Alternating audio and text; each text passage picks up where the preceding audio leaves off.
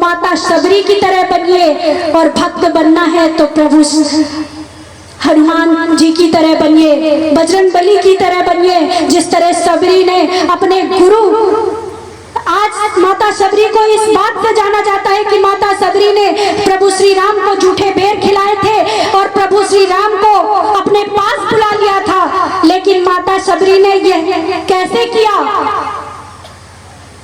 इसके पीछे की कहानी नहीं सुनाई जाती है। क्यों? क्योंकि कथा में तो आधे से ज्यादा, कहानियों से ज्यादा नाच रास रंग में डुबो दिया जाता है। माता सबरी ने सब कुछ त्याग के अपने गुरु की, सब कुछ त्याग के अपने गुरु की शरण पे गई थी। और जब उनके गुरु अपने प्राण त्याग रहे थे, जब गुरु अपने लोग जा रहे थे, तो माता सबरी ने कहा कि मैं क्या करूंगी, मैं तो आपकी सेवा करने के लिए आई थी, सेवा कर रही हूँ, आप नहीं रहेंगे तो मुझे भी अपने साथ ले चलिए। तो उनके गुरु ने कहा कि नहीं सबरी, तुम यहीं रहो।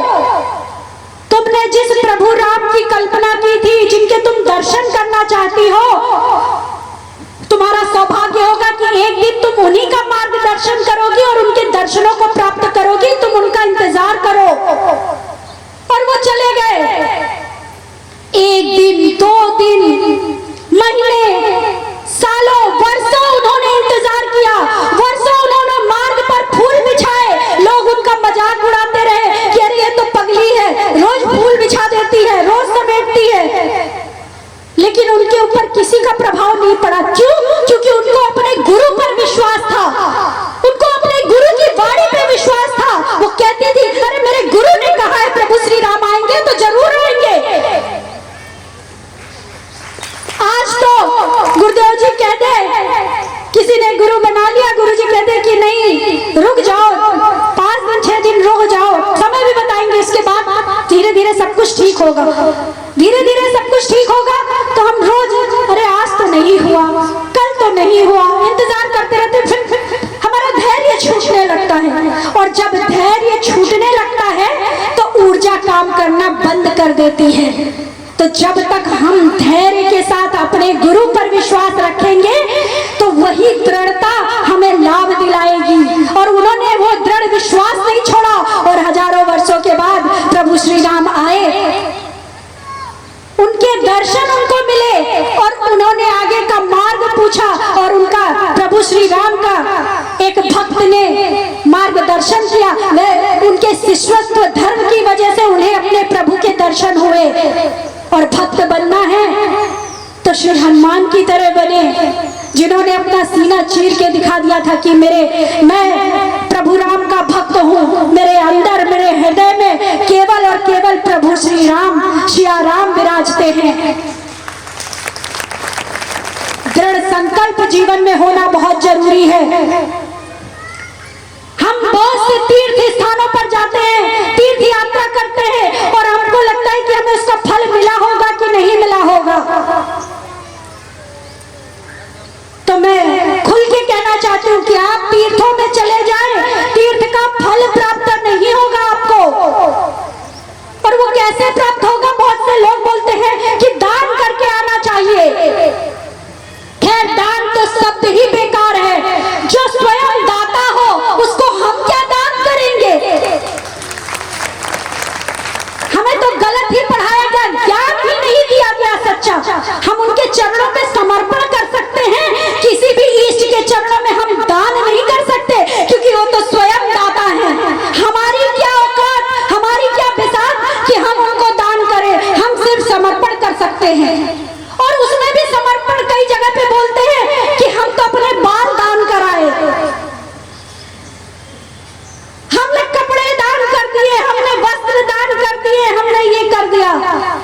अगर सच्चे अर्थ में आप तीर्थों का फल प्राप्त करना चाहते हैं, मंदिरों में जाकर वहां का फल प्राप्त करना चाहते हैं, तो आप समर्पण करके आइए, छोड़ के आइए। लेकिन क्या अपने अवगुण, कोई ऐसी चीज, कोई ऐसा आपका विचार जो गंदा हो, जो गलत हो, जो अनीति, अन्याय, अधर्म से प्रेरित हो, कोई ऐसा अवगुण आप वहां पर छोड़ के आइए, समर्पित करके आइए और दर्शन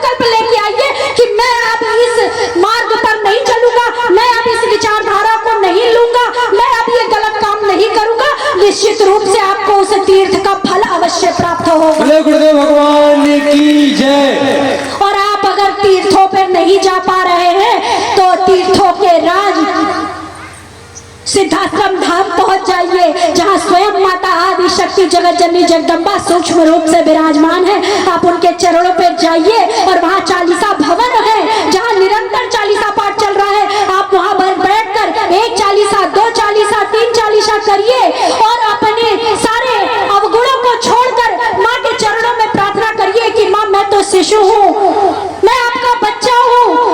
हो सकता है कि मुझे साधना ना आती हो, कुछ ना आता हो माँ, बस मैं आपका बच्चा हूँ, मुझ पर आप कृपा दृष्टि कीजिए। और ऐसी भावना जब आप अपने अंदर रखेंगे तो निश्चित रूप से वहां पर भी आपको तीर्थों का फल अवश्य प्राप्त होगा। साथ ही अपने अंदर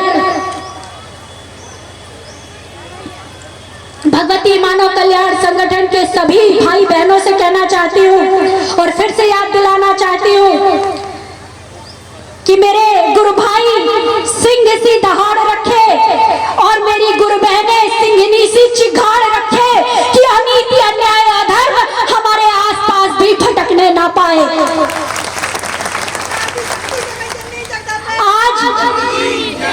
आज उनके अंदर यही तो खौफ है कि हमारे गुरु भाई अवैध शराब पकड़ रहे हैं, अवैध तस्करों को पकड़ रहे हैं और हमारी गुरु बहनें माइक में सिंघनी सी चिघाड़ रही है, अनीति अन्याय अधर्म के खिलाफ आवाज उठा रही हैं। मैं विश्वास दिलाती हूँ हर उस गर्भ से चेतनावान बच्चे पैदा होंगे, कर्मवान बच्चे पैदा होंगे। जिस तरह से स्वामी विवेकानंद थे, भगत सिंह, चंद्रशेखर आजाद, रानी लक्ष्मीबाई थी, ऐसे संतानें आपके गर्भ से तभी पैदा होंगी जब आप अपने अंदर उस ऊर्जा और चेतना तरंगों को समा कर रखेंगे कि आपके अंदर वह डर निकल जाए कि मैं किसी अनीति अन्याय अधर्म के सामने नहीं झुकूंगा। गुरुदेव भगवान की जय। ऐसे तो बहुत सारी बातें हैं और मुझे लगता है सुबह थोड़ा सा ठंड ज्यादा थी, हमें याद आ रहा है कि हम ऐसे गुरुवर के शिष्य हैं और हमारे अंदर ऊर्जा आ रही है, अब गर्मी लग रही है। चलिए, बहुत सी ऐसी तो बहुत सारी घटनाएं हैं, मैं कभी किसी कहना चाहिए कि जो आपके साथ चमत्कार हुए लोग बताते नहीं हैं। मेरे साथ एक, मैं जाते जाते आपको बताना चाहूंगी कि एक बार बहुत पहले, मैं बहुत छोटी थी, अब तो इतना प्रदूषण फैल गया है, लेकिन तब ठंड पड़ा करती थी। सुबह सुबह का समय था, गुरुदेव जी मंदिर से आ रहे थे वापस, हम लोग भी मंदिर से उतर रहे थे और बहुत कड़ाके की ठंड पड़ रही थी, हवा शीतलहर चल रही थी, कोहरा था, हाथ पैर ठिठुर रहे थे और मंदिर से नीचे हम लोग उतर रहे थे। गुरुदेव जी तो ठंडी गर्मी बरसात सिर्फ एक ही वस्त्र पे रहते हैं, ये भी समाज के सामने है, कोई दिखावा नहीं है। और हम लोगों ने शॉल ओढ़ रखा था, अब साधारण इंसान है, शॉल ओढ़ा हुआ था और आपस में हम बात कर रहे थे, बहुत तेज ठंड है भाई, आज तो बहुत ज्यादा ही ठंड लग रही है।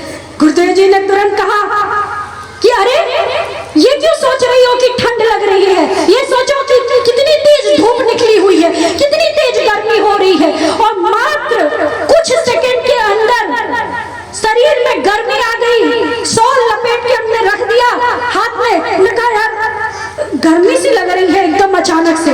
और ये सिर्फ पल भर के लिए हुआ था, मुश्किल से 3 से 4-5 मिनट तक के लिए ऐसा हुआ कि ऐसा सच में लगा कि जैसे बहुत तेज धूप निकली हुई हो। और हमने सब उतार के रख दिया, स्वेटर उतार के रख दिया, 5 मिनट बाद फिर ठंड लगने लगी। तो गुरुवर ने उस समय पे एहसास कराया था कि ये विचारों का प्रभाव होता है, ये एक चेतनावान ऋषि, एक चेतनावान गुरु ही ऐसे चमत्कार, ऐसी चीजें दिखा सकता है कि वो पल भर में मौसम को भी बदल दे। और ये जिसको एहसास कराना चाहता है उसी को एहसास हो सकता है। बोले गुरुदेव भगवान की जय। और कितनी घटनाएं हैं। बस अपने अंदर ऊर्जा रखिए। जब आपको डर लगे तो गुरुवर का ध्यान करिए, माता आदि शक्ति जगत जननी जगदम्बा का ध्यान करिए। जब आपको ठंड लगे तो सूर्य भगवान को याद करिए, और जब आपको गर्मी लगे तो चंद्रदेव की शीतलता को ध्यान करिए। मौसम भी आपके अनुसार परिवर्तित हो जाएगा। हम साधक हैं, साधना करते हैं, इतनी क्षमता तो हमारे अंदर होनी ही चाहिए।